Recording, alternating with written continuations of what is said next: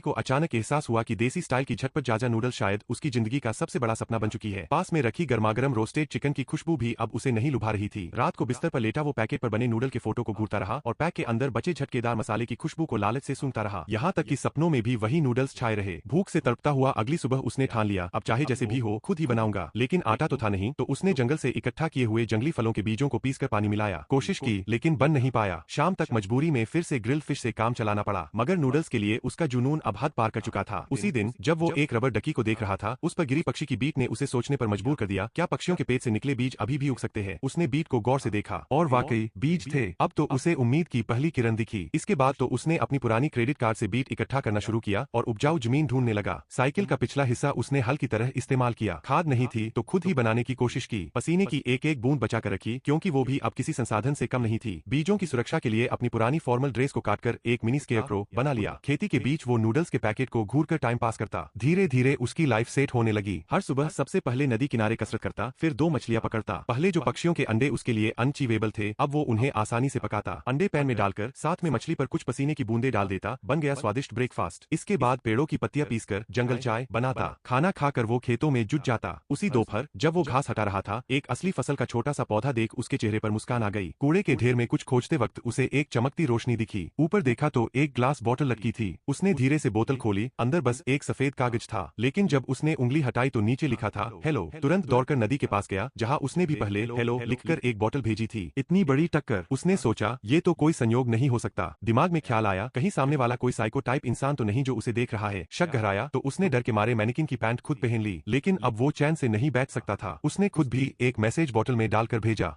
और अगले दिन उसे जवाब मिला। अब उसकी जिंदगी में एक बॉटल फ्रेंड जुड़ गया था। खेती में और भी जोश से जुटा रहा। लेकिन असली खुशी का पल तब आया जब उसने अपने खेत में उगते हुए मक्का का पौधा देखा। पत्तियां हटाईं तो सुनहरी मक्की की बालियां नजर आईं। उत्साह से उसकी आंखें नम हो गईं।